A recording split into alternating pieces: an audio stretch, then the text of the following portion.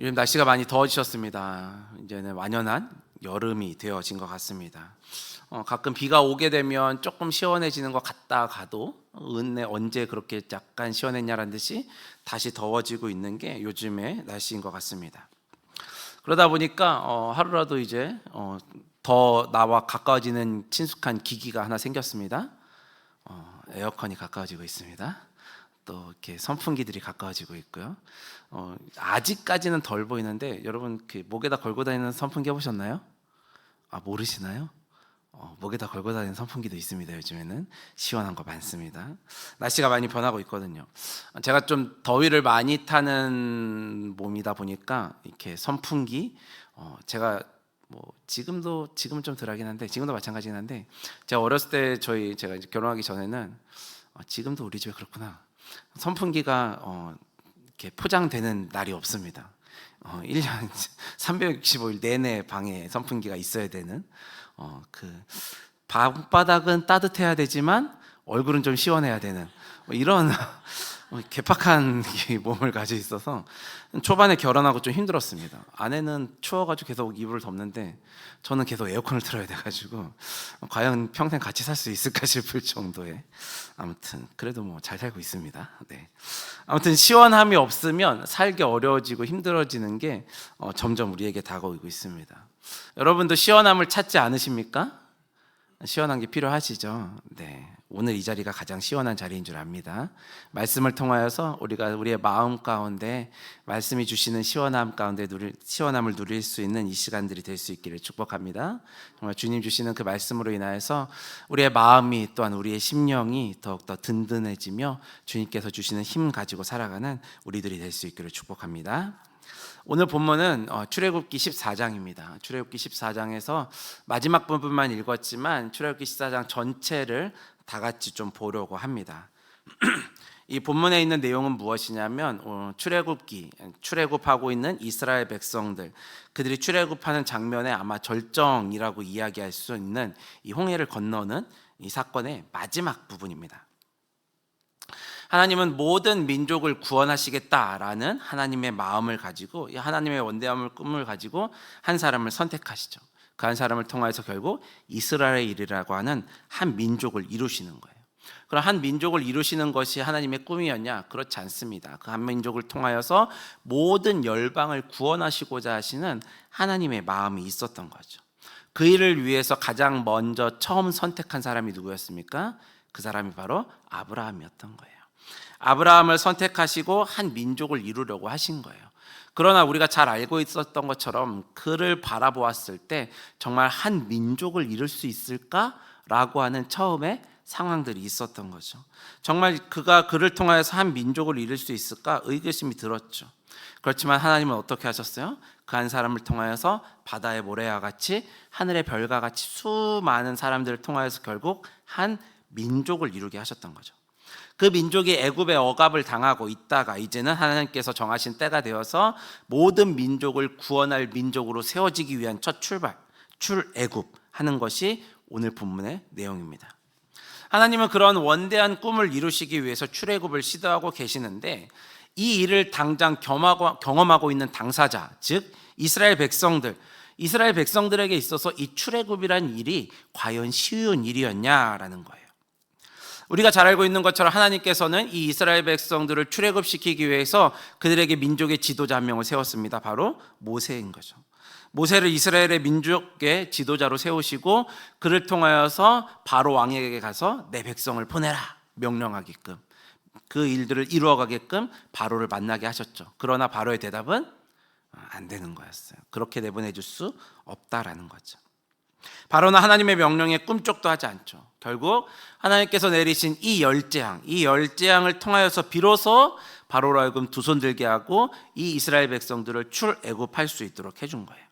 하나님께서 낮에는 구름 기둥으로 밤에는 불 기둥으로 지키시면서 그들을 안위하시고 지키시고 보호하시면서 이들을 출애굽시켜 주신 것이죠. 이 이스라엘 백성들을 출애굽 그렇게 보내주는 바로 애굽의 입장에서 생각해 보시면 이스라엘 백성들을 다 떠나보내고 나서 정신없는 중에 있었어요. 왜냐하면 이 애굽에게 있어서 이스라엘 사람들은요 굉장한 노동력이고 힘이고 재산이었거든요. 근데 이런 사람들을 보내준다라는 건 쉽게 상상할 수 없는 일이었던 거예요. 그러나 어찌되었건 여러 가지 상황들로 인해서 이제는 이 이스라엘 백성들을 보내줄 때가 되었다라는 거예요. 그렇게 정신없던 중에 정신을 차리고 자신의 군대를 다시 모아서 뭐하고 있는 거예요? 이스라엘 백성들을 쫓아가고 있는 거예요. 가라고 해놓고 이제 다시 한번 정신 차리고 보니까 얘네 없으면 안 되겠는 거죠. 그래서 다시 군대를 모아서 쫓아가는 거예요. 오늘 본문은 아니지만 이 14장 앞쪽 보시면 7절에 보시면 뭐라고 얘기하냐면 선발된 병거 600대와 애굽의 모든 병거를 동원하여 그래서 이스라엘 백성들을 쫓아갔다라고 표현하고 있습니다. 성경에 보면 선발된 병거 600대라고 했습니다. 병거는 뭐니까 군인 아니에요. 전차 얘기하는 거예요. 이런 거 600대를 어떻게 했다고요? 선발했다고요. 그럼 더 많이 있다라는 거예요. 더 많이 있는 것 중에 600대를 선발했어요. 여러분 선발할 때는 그냥 아무나 대충 뽑아가지고 선발하나요? 선발은 그런 거 아닙니다. 그 중에서도 제일 잘난 거 뽑는 게 선발인 거예요. 600대 선발했다는 건 최정예 부대 600대를 선발했다라는 거예요. 제일 잘 싸우는 애들 선발했다라는 거예요. 요 근처에 있었던 부대 있었죠? 걔네들 데려갔다라는 거예요. 600대 뽑아가지고 갔다라는 거예요. 그것만 했습니까? 그 뒤에 뭐라고 써 있었어요? 모든 병거를 동원해서, 그러니까 동원할 수 있는 모든 군대를 다 동원한 거예요. 지금으로 얘기하면 육해공군 다 동원해가지고 지금 이스라엘 백성들 잡으려고 쫓아가고 있다라는 거죠.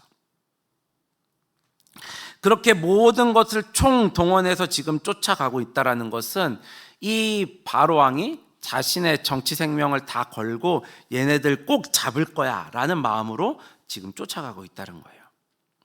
그런데 잘 생각해 보시면 지금 이 애굽이 그렇게 도망가고 있는 이 이스라엘 백성들을 쫓아갈 수 있을 만한 환경이냐? 그렇지 않다라는 거예요. 지금 이 애굽에서 바로 왕이 모든 군대를 모아서 쫓아가고 있지만 지금의 상황은 어떠냐는 거죠. 애굽의 지금 상황은 뭐냐면요, 열재앙의 마지막 재앙이 덮친 때예요. 무슨 열재앙의 마지막이 뭐였습니까? 모든 장자들이 다 죽는 거였어요. 쉽게 표현해서 그냥 모든 장자가 죽었다라고 이야기하지만 모든 장자들이 다 죽었다는 건 무슨 뜻이냐면 애굽에 있는 모든 집안에 장례가 났다는 거예요. 첫째가 없는 집이 없잖아요. 물론 이렇게 먼저 돌아가시고 뭐 그럴 수 있지만 뭐 상황상 있을 수 없는 일이에요. 그렇게 얘기하면 지금 애굽에는 모든 집마다 장례가 난 거예요. 모든 집마다 장례가 났어요. 아마 온 나라에 있는 장례 지도사들이 다 나갔을 거예요. 다 나가도 해결이 안 될 정도의 일이었을 거예요. 모든 집들이 다 장례가 났기 때문에 조문이란 것도 없었을 거예요. 우리 집도 장례고 쟤네 집도 장례거든요. 쟤네 집 장례 났다고 해서 내가 지금 갈 수 있는 상황이 아니에요. 우리 집도 장례거든요. 모두가 장례가 나가지고 지금 난리가 난 거예요. 온 나라가 누구도 조문을 다닐 수 없을 만큼의 큰 어려움에 빠진 상황이 지금 애굽의 상황이라는 거죠. 이렇게 모두가 힘들어하는 시기에 바로왕이 결정한 게 무엇이냐면 군대를 다 동원해서 이스라엘 백성들 잡으러 가는 거였어요. 지금이 뭐 하는 중이라고요? 상중이었다고요. 모든 집들이 다 장례를 치르고 있다고요. 그런데도 지금 바로왕은 다시금 군대를 소집해가지고 잡으러 출동하고 있는 거예요. 이 군인들 중에는 자신의 가족들이 죽은 사람이 없을까요? 이 군인들도 다 자신의 집들이 다 장례를 치르고 있는 중이에요. 그럼에도 불구하고 군대로 소집돼서 지금 이스라엘 사람들을 잡으러 가야 한다라는 거죠. 이스라엘 백성들은 어떻습니까? 이스라엘 백성들은 지금 애굽에서 출애굽했다, 드디어 도망갔다라는 안도함도 약간 있을 것이고 아직 많이 못 갔기 때문에 혹여나 우리를 잡으러 오면 어떡하지라는 불안감도 같이 가지고 있었을 거예요. 같이 가지고 있던 상황 가운데 뒤를 돌아보니까 어떻게 해요? 진짜로 애굽 군대가 쫓아오고 있었던 거죠. 이때 이스라엘 백성도 뭐합니까? 그래도 감사한 것은 이때 이스라엘 백성들이요 하나님께 기도합니다. 하나님께 울부짖어요. 출애굽기 14장 10절 말씀 보시면 이렇게 얘기합니다. 바로가 가까이 올 때에 이스라엘 자손이 눈을 들어본즉 애굽 사람들이 자기들 뒤에 이른지라 이스라엘 자손이 심히 두려워하여 여호와께 부르짖고. 아멘. 애굽의 군대가 자신들을 쫓아오는 것을 보고 이스라엘 백성들이 두려워 떨리는 마음이 있었을 거예요. 그때 그들이 한 행동은 무엇이냐면 하나님께 기도한 것이에요. 그 두려운 마음은 있었지만 하나님께 기도했다라는 거죠. 뭐라고 기도했는지는 안 나왔지만 뻔하지 않겠습니까? 도와주세요, 살려주세요, 이런 기도였겠죠. 하나님, 이 어려움에서 벗어날 수 있게 해주세요. 아마 이런 기도들을 했지 않았을까 생각합니다. 여기까지만 보면 이스라엘 백성들이 그래도 하나님을 찾는 주의 백성이구나 칭찬할 만한 모습들이 보이는 것 같습니다. 어려움이 닥쳤잖아요. 중대한 어려움이잖아요. 지금 민족의 어려움을 당하고 있을 때 하나님을 찾았다고요. 칭찬받을 만한 믿음 아닙니까? 그래도 기도했어요. 하나님을 의지하고 있는 거죠. 그런데 그게 끝이 아니더라고요. 이어지는 11절 말씀을 보시면 이렇게 이야기합니다. 그들이 또 모세에게 이르되 애굽에 매장지가 없어서 당신이 우리를 이끌어내어 이 광야에서 죽게 하느냐?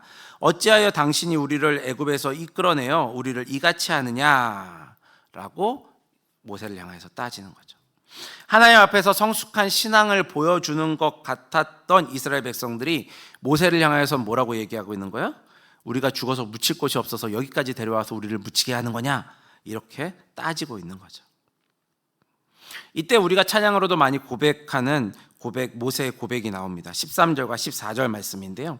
우리 다 성경 가지고 계시니까 한번 같은 목소리로 한번 읽어보겠습니다. 13절과 14절입니다. 시작. 모세가 백성에게 이르되 너희는 두려워하지 말고 가만히 서서 여호와께서 오늘 너희를 위하여 행하시는 구원을 보라. 너희가 오늘 본 애굽 사람을 영원히 다시 보지 아니하리라. 여호와께서 너희를 위하여 싸우시리니 너희는 가만히 있을지니라. 아멘. 지금 자신의 뒤까지 쫓아온 이 애굽 사람들로 인하여서 두려워 떠는 이스라엘 백성들, 이 백성들을 향해서 하나님께서 지금 뭐라고 말씀하시는 거니까? 두려워 떨지 말라 말씀하시는 거예요. 두려워 떨지 말고 이 이후에 하나님께서 어떻게 일을 하시는지 가만히 지켜봐라 얘기하는 거죠. 뭐 얘기하는 거예요? 호들갑 떨지 말고 기다리라는 거예요.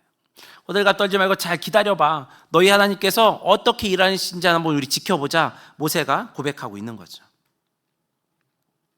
우리도 우리의 삶의 때를 바라보았을 때, 우리의 삶의 여정들을 바라보았을 때, 고난의 때, 도대체 이 위기의 순간은 언제 끝날 것인가? 앞도 안 보이는 이런 어려운 상황들이 우리 안에 펼쳐질 때가 한두 번이 아닙니다. 정말 맨정신으로는 견디기 어려운 상황들을 겪게 되는 때들도 있는 거죠.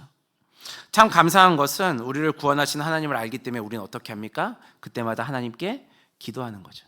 이스라엘 백성들이 어려움을 당했을 때 하나님 앞에 기도했던 것처럼 우리도 하나님을 찾아 나온다라는 거예요. 특별히 새벽기도 시간이나 금요기도의 시간에 보면 잘 안 보이시던 분이 가끔 보일 때가 있습니다. 이럴 때가 되면 저희는 어떻게 한다고요? 직업정신이 발동하죠. 저분이 갑자기 왜 나왔을까? 이런 생각을 하는 거예요. 예배 시간에, 기도 시간에 잘 안 나오시다가 나오실 때는 거의 대부분, 제가 지금까지 근한 20년 사역하시면서 거의 대부분 봤을 때 뭔가 특별한 사유가 조금씩은 있으시더라고요. 그냥 나오신 분도 계세요. 진짜로 예배하고 싶어서 나오신 분도 계십니다. 근데 조금은 뭔가 이유가 있어서 나오시는 경우들이 있더라고요. 제가 그거를 잘했다 잘못했다 얘기하는 거 아닙니다. 당연히 어려움이 생기면 어떻게 해야 돼요? 기도하러 나오셔야죠. 당연히 기도하는 거 맞습니다. 당연히 우리가 어려움의 순간에 하나님을 찾아야죠. 하나님을 찾는 건 당연한 거예요. 하나님을 부르짖어야 한다라는 거예요. 그런데 문제가 있습니다. 무엇이 문제냐면 오늘 이스라엘 백성들처럼 하나님 앞에 기도하긴 합니다. 하나님 앞에는 기도하긴 하나 하나님 안에서 해결하는 것이 아니라 어떻게 해요? 사람 안에서 해결하려고, 사람 안에서 화풀이 하려고 하는 거죠. 이스라엘 백성들 지금 어떻게 했습니까? 하나님 앞에서 기도했지만 누구 찾아서 원망하고 있습니까? 모세 찾아서 원망하고 있는 거예요. 우리가 지금 겪고 있는 고난과 고통이 하나님이 주신 것이라는 것이 분명하다면 하나님과의 인격적인 관계 안에서 우리가 해결해 나가야 하는 거죠. 그런데 불구하고 우리는 뭐 하고 있다고요? 하나님을 찾고 하나님 안에서 해결하는 것이 아니라 사람을 찾고 있다는 거예요. 사람을 찾고 있는 것이 우리들의 모습이라는 거예요. 하나님을 부르고 있지만, 하나님 앞에 기도하고 있지만 그럼에도 불구하고 하나님 안에서 해결하는 것이 아니라 사람 안에서 해결하려고 하고 사람을 찾고 있는 것이 우리들의 모습이다라는 거죠. 바꿔 얘기하는 건 뭡니까? 하나님을 부르고 있지만 하나님을 온전히 신뢰하지는 못하고 있다라는 거예요. 하나님을 찾고는 있지만 내 눈앞에 있는 일들을 해결하는 것은 하나님이 아니라 내 주변 사람들이라고 생각하고 있는 거죠. 그러나 하나님 오늘 본문을 통해서 우리에게 뭐라고 말씀하십니까? 두려워하지 말라고. 우리를 위해서 행하시는 그 하나님이 계심을 바라보라고. 너희가 하는 것이 아니다. 하나님께서 하시니까 가만히 그 하나님을 지켜보아라 말씀하시고 계시는 거예요. 뭐라고요? 우리가 의지할 분, 우리가 믿고 의지할 분은 하나님밖에 없다라는 거예요. 우리를 창조하시고 우리의 삶을 계획하시면서 또한 그 계획대로 이끌어 가시는 하나님을 온전히 신뢰함으로 살아가는 것이 우리의 삶의 방법인 거죠. 하나님은 우리가 그런 믿음으로 우리에게 허락하신 삶을 살아가는 것을 요구하고 계십니다. 여전히 내 삶 속에 고통과 고난으로 하나님을 찾고 계시다면 그분이 나의 아버지이심을 기억하면서 하나님 앞에 부르짖고 하나님을 의지하고 하나님 안에서 해결함을 받는 우리 모두가 될 수 있기를 축복합니다. 오늘 본문의 이스라엘 백성들, 그 이스라엘 백성들 앞에는 뭐가 있습니까? 지금 홍해가 있는 거예요. 홍해. 뒤에는 누가 있습니까? 애굽의 군대가 쫓아오고 있는 거죠. 지금 200만이나 되는 이스라엘 백성들이 이 홍해 앞에 서 있고 뒤에는 그들을 추격하는 군대가 쫓아오고 있단 말이에요. 어디 하나 이들 가운데는 도망갈 구석이 없어요. 진퇴양난이라고 얘기하죠. 어디 갈 수 있는 거 없어요. 선택할 수 있는 선택지가 하나도 없다라는 거죠. 그때 하나님께서 그들 가운데 일하기 시작하시는 거예요. 출애굽기 14장 21절 말씀입니다. 21절 말씀 보시면 이렇게 합니다.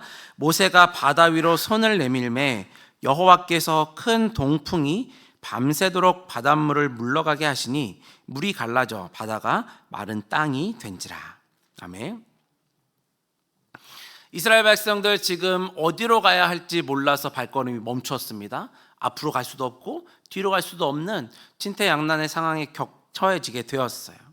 어디로도 갈 수 없는 이 상황 가운데 발걸음을 멈춘 그들 앞에서 하나님께서 행하신 일은 흐르던 물을 멈추는 거였어요.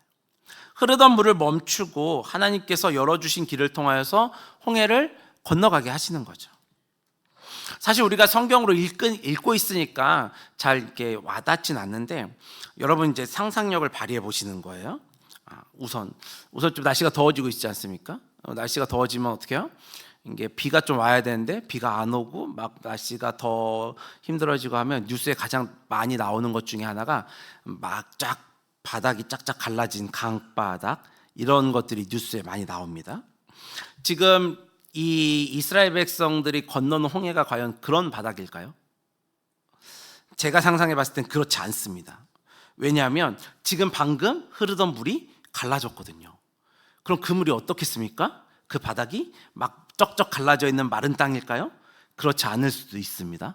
물론 그럴 수도 있습니다. 그냥 제 상상이에요. 그래요. 그리고 바다가 지금 어떻게 됐다고요? 갈라졌습니다. 갈라지면서 이게 성경 표현대로 하면 뭐라 그랬어요? 좌우에 벽이 됐다 그랬거든요. 좌우에 벽이 됐다 그랬어요. 이 물이요 갈라져 가지고 좌우의 벽처럼 딱 잘라져서 멈춰 섰다라는 거예요. 그 사이에 지금 이스라엘 백성들이 서서 건너는 거예요. 물론 이게 물이 딱 끊어진 건지는 잘 모르겠지만 상상력을 발휘 생각해 보시면 걷는 동안 물이 이렇게 갈라져서 벽으로 섰잖아요. 그럼 얘네가 우리 콘크리트 팍 친 것처럼 딱 이렇게 서 있을까요? 물이라는 것은 가만히 있지 않습니다. 물방울이라는 게 튀게 돼 있어요. 그렇지 않습니까? 얘가 흘러가던 물이 갈라져서 벽이 섰어요. 얘네 걸어가는데 물방울 같은 게 막 튀지 않을까요? 제 상상입니다. 물방울이 막 튈 수도 있을 거예요. 물방울이 튄다고 생각해 보십시오. 여러분 아쿠아리움 가보셨나요? 아쿠아리움 가보면 이렇게 터널을 돼 있어서 그 사이를 통과하시잖아요. 그때 겁나지 않으세요? 이게 막 무너져가지고 물이 나한테 확 쏟아지면 어떡하지? 이런 상상 안 하십니까? 안 하죠. 왜 안 합니까? 안전하게 이렇게 가다가 쳐져 있잖아요. 막이 있고 우리로 하여금 볼 수 있게 된 거잖아요. 근데 지금 이 이스라엘 백성들이 걷는 길이 아쿠아리움인가요? 그렇지 않아요. 물방울이 막 튀고 있다니까요. 자세히 들여다보면 그 물 사이로 헤엄쳐 다니는 물고기가 보일 수도 있어요. 그 물이 옆에서 막 물이 튀기고 있다니까요. 그거 건너가는 건 재밌게 신나게 걸어갈 수 있을까요? 아쿠아리움 온 것처럼 막 사진 찍고 막 가오리 배경으로 막 기 찍고 뭐 이렇게 하면서 지나갈 수 있겠습니까? 그럴 수 없어요. 이런 상황이 아니라는 거예요. 이런 물 튀고 언제 물이 쏟아질까라는 무서움이 있을 수도 있어요. 그런 상황 가운데 이 길을 걸어가는 거예요. 구경하듯이 기쁘고 재미있게 걸어갈 수 있는 길이 아니라는 거죠. 불안하기만 한 마음만 있겠습니까? 더 뒤에 누가 따라오고 있었어요? 애굽의 군대가 따라오고 있었죠. 하나님께서 기적을 베풀어 주셔서 우리가 이 길을 건너고 있습니다라는 감사함, 또한 안도감 이런 것들 수 있지만 언제 무너질지 모르는, 그리고 뒤에서 쫓아오는 애굽의 군대들, 여러 가지로 인하여서 마음이 분주하고 불편하고 어디 하나 만족함이 없을 수도 있어요. 정말 이거를 빠져나가다가 내가 이 물에 죽는 건 아닌가 생각할 수도 있는 거죠. 아무튼 복잡한 마음을 가지고 이 홍해를 건너지 않았을까 생각해 볼 수 있는 거죠. 그러자 그 모습을 본 뒤따라오던 애굽의 군인들 어떻습니까? 쟤네가 잘 걸어가네, 빨리 잡아야 되네, 같이 그 길을 따라가는 거죠. 이 애굽의 군대도 이스라엘을 쫓아서 홍해로 들어섭니다. 이스라엘 백성들의 그 불안한 마음을 아셨는지 하나님께서는 이제 더 큰 일을 행하시는 거죠. 오늘 본문 24절과 25절입니다. 오늘 보면 앞절에 있는 24절과 25절에 보시면 이렇게 얘기합니다. 새벽에 여호와께서 불과 구름 기둥 가운데 애굽 군대를 보시고 애굽 군대를 어지럽게 하시며 그들의 병거 바퀴를 벗겨서 달리기가 어렵게 하시니 애굽 사람들이 이르되 이스라엘 앞에서 우리가 도망하자. 여호와가 그들을 위하여 싸워 애굽 사람들을 치는도다. 아멘. 애굽 전역에 지금 어떻게요? 장례가 치러지고 있다고 했잖아요. 그런 과정 가운데 온 사람들이 이 군인들이라고요. 그런 가운데서도 호기 좋게 이스라엘 백성들을 쫓아왔는데 애굽 군대에게 하나님께서 그들을 어지럽게 하시는 거죠. 표현대로 전차의 바퀴를 빼시고 그들을 어지럽게 하셔서 더 이상 이스라엘 백성들을 쫓아올 수 없는 상황들로 하나님께서 바꿔가시는 거예요. 더 이상 이스라엘을 못 쫓아가도록 하신 거죠. 그들도 불안하니까 이게 무엇인가 하면서 도리어 도망가는 신세가 되어진 거죠. 하나님은 여기서 멈추지 않으십니다. 오늘 보면 26절 말씀입니다. 26절 말씀에 가시면 여호와께서 모세에게 이르시되 내 손을 바다 위로 내밀어 물이 애굽 사람들과 그들의 병거들과 마병들 위에 다시 흐르게 하라 하시니. 아멘. 모세가 이렇게 하나님의 말씀에 순종해서 손을 내밉니다. 손을 내밀었을 때 어떻게 되었다고요? 바다가 힘이 회복되어져서 이 애굽의 군대를 모두 다 숨을 시켰다라는 거죠. 오늘 보면 28절에 의하면 하나도 남지 않았다라고 표현하고 있습니다. 하나님의 인도하심으로 홍해를 무사히 건너게 된 이 이스라엘 백성들은 하나님이 행하신 일들을 어떻게 해요? 다 보고 있었던 거죠.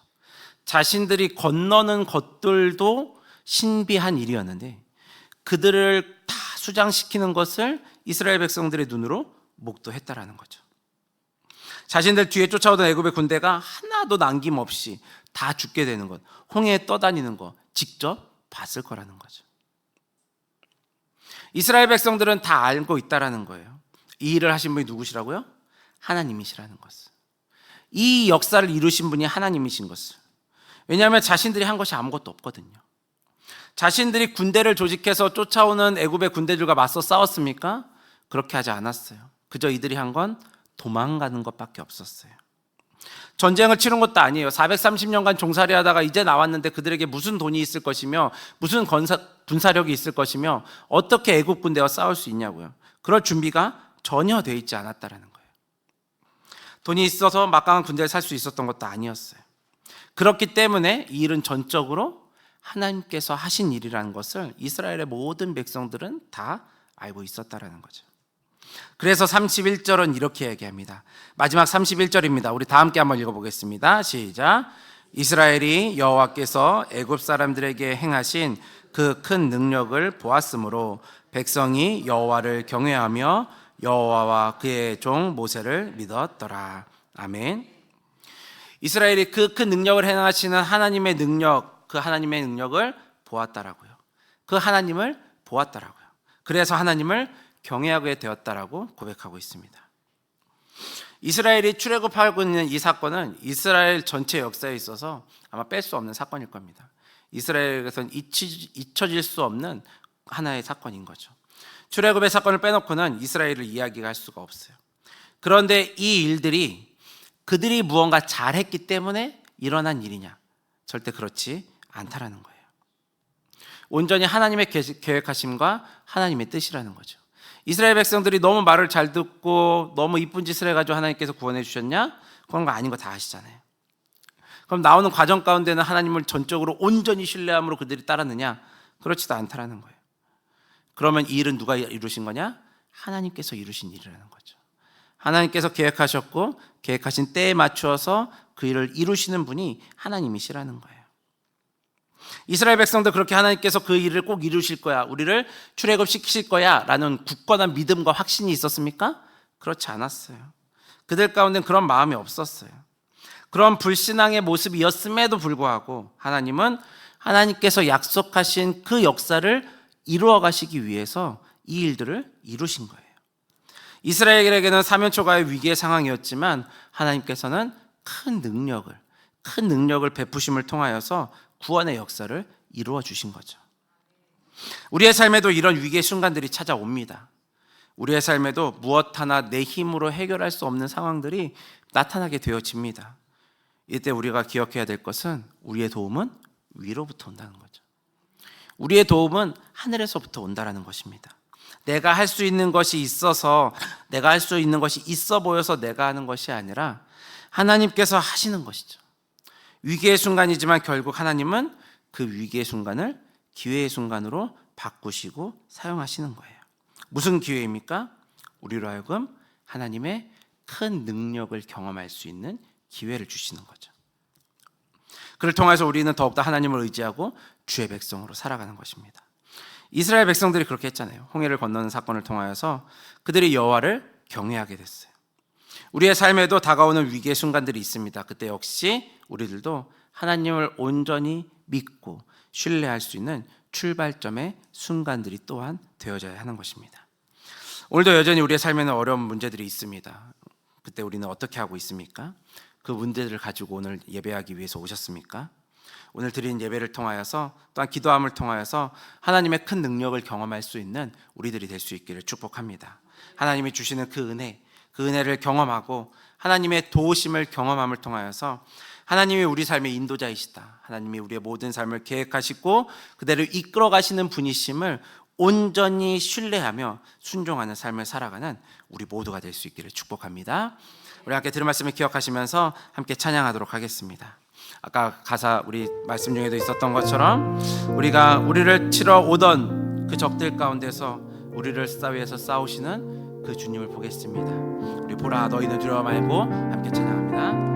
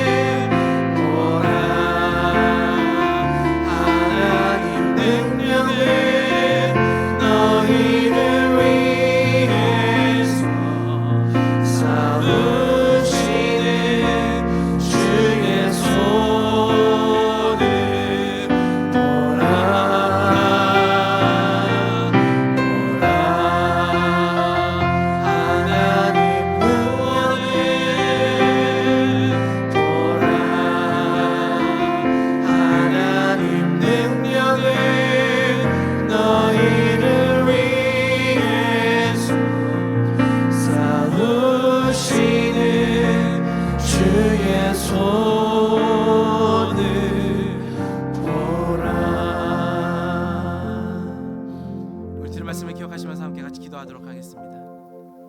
앞을 보아도 뒤를 보아도 아무것도 할 수 없는 상황 가운데 하나님께서는 위로부터의 은혜를 허락하십니다.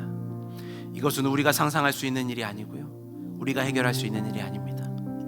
또한 그것은 우리가 무언가 하나님 앞에 잘했기 때문에 주시는 은혜가 아닙니다. 이 모든 것은요, 하나님이 계획하셨고 하나님께서 결정하신 대로 운행해 가시는 것입니다. 모두들 어떤 상황과 어떤 환경 가운데 계십니까? 혹여나 지금 눈앞에 있는 것들, 또한 가정의 문제들, 자녀의 문제들, 여러 가지 상황과 여건들로 힘들고 어려움과 고난과 고통 가운데 있습니까? 우리가 지금 지켜보아야 될 것은 하나님입니다. 우리가 지금 지켜보아야 될 것은 위로부터 오는 은혜입니다. 우리가 혹여나 세상 사람들 가운데, 내 주변에 있는 환경들 가운데 우리의 문제를 해결하려고 노력하려고 발버둥 치고 있었던 것이 우리들의 모습은 아닙니까? 주님, 우리를 불쌍히 여겨주십시오. 이스라엘 백성들처럼 하나님을 의지하는 척하면서 세상 사람들을 향하여서 무언가 해결하려고 하는 것이 아니라 오직 온전한 신뢰와 믿음을 가지고 주님을 바라볼 수 있도록 하시고 위로부터 주시는 은혜 가운데 거하는 우리들 될 수 있도록 인도하여 주시옵소서. 우리 주님의 이름을 간절하게 한번 다 같이 부르고 기도하겠습니다. 주여! 살아가는 삶의 현장 가운데 찾아오시어서 지금도 살아서 역사하시는 그 하나님을 찬양합니다. 하며 그러나 우리들의 삶은, 우리들의 시선은, 우리들의 마음은 여전히 내 앞에 있는 문제들로 인하여서, 내가 해결할 수 없는 그 상황들로 인하여서 원망하고 불평하고 있는 것이 나의 모습임을 고백합니다. 아버지가 나를 불쌍히 여겨주시옵소서. 주여 나를 긍휼히 여겨주시옵소서. 여전히 하나님을 바라보지 못하고 내 앞에 있는 문제들 가운데 쩔쩔매고 있는 나를 긍휼히 여기시사 아버지, 내 시선을 하늘을 향할 수 있도록 도와주시옵소서. 내 시선을 위를 향할 수 있도록 도와주시옵소서. 오직 나를 향한 모든 계획들을 가지고 그대로 운행해 가시는 그 하나님께 우리의 시선을 집중할 수 있도록 주여 인도하시고 역사하여 주시옵소서. 그리함을 통하여서 내 가운데 찾아오시고 내 삶을 인도하시고 내 삶의 주관자이시며 우리의 모든 것들을 운행해 가시는 우리의 구원자이신 그 주님만을 굳건히 붙잡고 살아갈 수 있도록 주여 인도하시고 역사하여 주시옵소서. 두렵냐 나를 봐라, 두렵냐 내가 행한다 말씀하시는 그 주님 앞에 온전히 무릎 꿇고 주 앞에 나아갈 수 있는 주의 백성들 될 수 있도록 주여 인도하여 주시옵소서. 그래서 더 이상 실패할 것들, 좌절할 것들 가운데 아버지 우리의 소망을 두지 말게 하시고 정말 우리의 모든 번의 능력 되시는 그 능력으로 찾아오시어서 일을 이루시는 그 주님 앞에 우리의 시선을 두게 하시고 우리의 마음을 두게 하시고 우리의 손을 들게 하시며 그 주님을 붙잡을 수 있는 주의 백성들 될 수 있도록 주님 도와주시옵소서. 그리함을 통하여서 정말 주님께서 내 삶 가운데 찾아오시어서 그 큰 은혜를, 놀라운 역사를 베푸셨습니다라는 고백과 같이 우리 입술을 통하여 나타나게 하시고 그 은혜 가운데 거하는 즐거움이, 그 은혜가 우리들 가운데 충만히 있을 수 있도록 주여 인도하시고 역사하여 주시옵소서. 주님 감사합니다.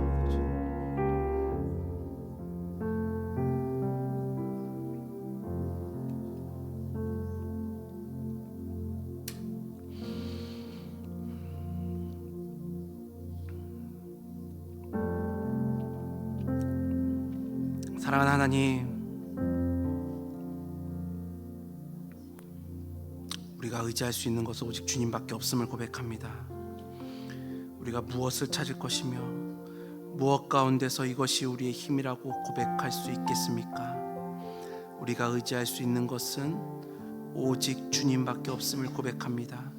아버지여, 우리가 세상의 것들 가운데에서 우리가 의지할 것들을 찾는 것이 아니라 오직 주님 안에서 우리를 찾아오시고 선한 것들로 이끌어 가시는 그 주의 은혜 가운데에서 주님의 것을 찾을 수 있는 주의 백성 될 수 있도록 인도하여 주시옵소서. 하나님, 우리가 하나님을 의지하는 척하며 살아가지 아니하게 도와주시옵소서. 우리가 하나님을 인정한다라고 고백하지만 여전히 세상 가운데서, 사람들 가운데서 해결할 방법들을 찾고 있는 것이 또한 우리들의 모습임을 고백합니다. 주님, 우리를 불쌍히 여겨주시고 하나님, 더 이상 세상의 것들이 아니라 하늘로부터 오는 은혜를 소망하게 하시고 하늘로부터 오는 소망을 붙잡을 수 있도록 하시며 하늘로부터 오는 그 은혜 때문에 살아갈 수 있는 우리 모두가 될 수 있도록 주님 역사하여 주시옵소서. 그래서 정말 하나님께서 우리들 가운데 찾아오시었고 하나님께서 그 모든 일들의 주관자이심을 고백하는 믿음 가지고 그 고백 가지고 살아갈 수 있는 우리들 되어질 수 있도록 주님 인도하여 주시옵소서.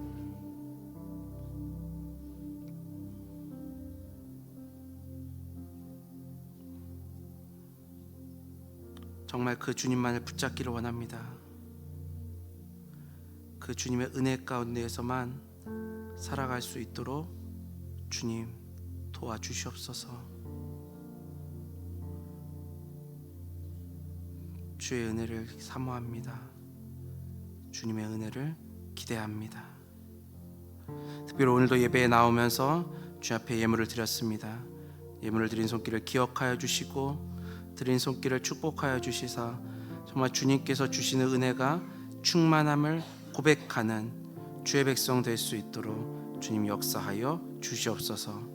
감사드리며 주님이 가르치신 기도를 우리가 함께 고백하오니 하늘에 계신 우리 아버지여 이름이 거룩히 여김을 받으시오며 나라가 임하시오며 뜻이 하늘에서 이룬 것 같이 땅에서도 이루어지이다. 오늘 우리에게 일용할 양식을 주시옵고 우리가 우리에게 죄 지은 자를 사하여 준 것 같이 우리 죄를 사하여 주시옵고 우리를 시험에 들게 하지 마시옵고 다만 악에서 구하시옵소서. 나라와 권세와 영광이 아버지께 영원히 있사옵나이다.